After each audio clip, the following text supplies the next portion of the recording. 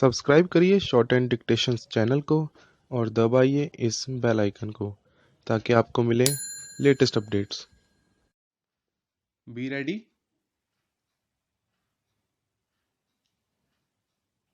5 seconds. Start. Sir, this amendment relating to clause 8 is most important and it affords us yet another opportunity to explain to the government and to all those friends who do not still see eye to eye with us that clause 8 is perhaps the blackest clause in the bill. We have made it very clear, Mr. Deputy Chairman, that we have very many clauses in this bill to support. This is a matter of great satisfaction to us.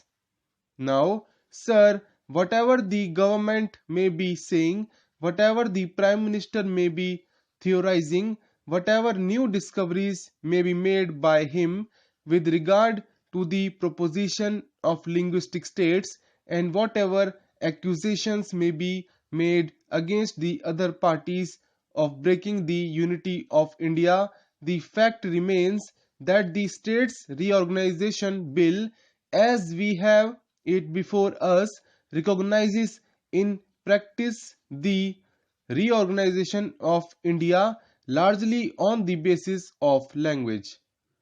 Nothing can detract this outstanding fact with regard to this bill. Therefore, sir, let us be very clear about it.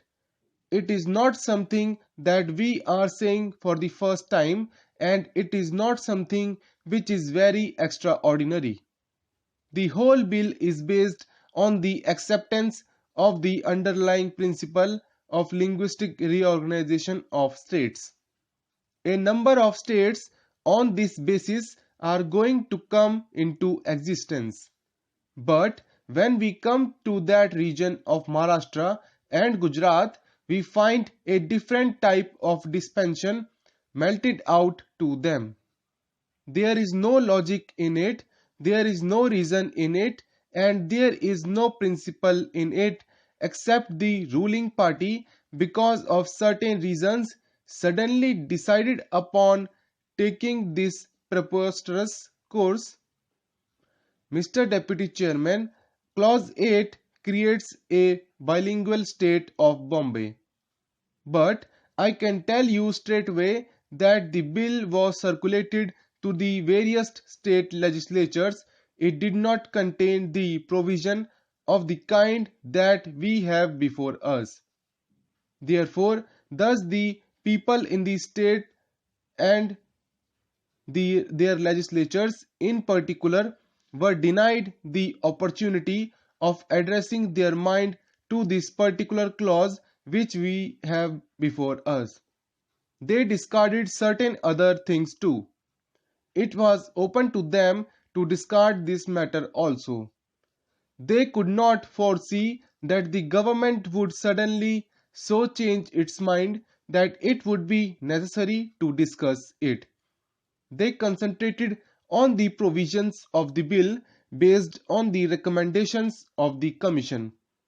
They had before them two important documents, one the Commission's recommendations with regard to Bombay and the other proposals contained in the bill that went to them.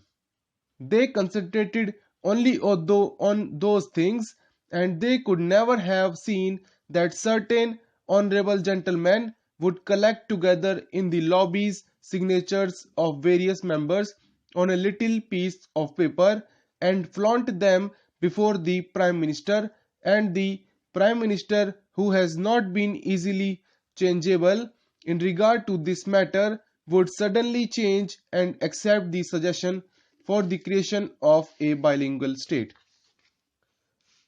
Is how this clause came into existence.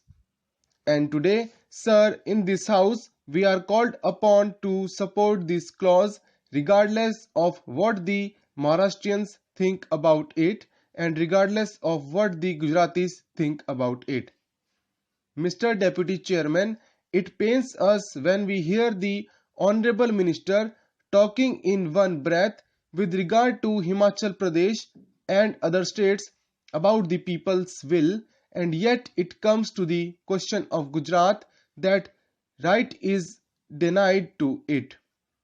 We find today before our eyes the mighty upsurge of the people of Gujarat demanding a linguistic state, and it is perfectly known to the government as to anybody else in the country that the people of Gujarat to a man are opposed to this provision of the bill.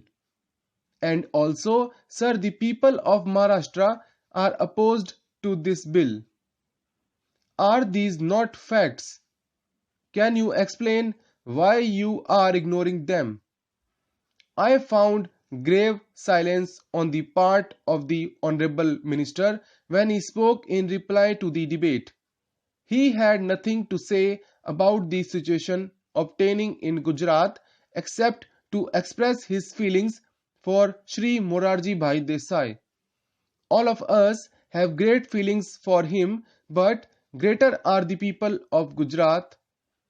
I should have thought that the tumultuous development which is shocking Gujarat to its very depth would have stirred the conscience of the honorable ministers. They should have told us as to what is this thing that is happening there. They should have told the House why they are ignoring the feelings that are coming from Gujarat that this particular provision has got to be amended. They did nothing of the kind. They remained silent. Mr. Deputy Chairman, in the course of the debate, you know that I tried to find out as to how the government's mind was reacting to the developments in Gujarat. Honorable members of the Treasury benches thought that silence was golden in this case. How is this the way for a responsible government to function? Is this the way to establish the authority of democracy? Is this the way to present to the parliament, to the people, this question? I should have thought that Honorable Minister would give the best of thoughts to the developments in Gujarat even at this late hour and see whether that situation could be met. We wished certain changes in the bill which would be acceptable to the people of Gujarat. A dogmatism has taken possession of them. Once they have decided that a bilingual state should come, they decided that it should remain. I tell you that you are swimming against currents. You are fighting against the forces of history. Mr. Deputy Chairman, we were surprised to hear the Honorable Minister talking about the unanimous verdict of the Lok Sabha. It is true that when the bill was put to vote, finally there was not a single dissenting voice. How could there be? Because there are many provisions in the bill.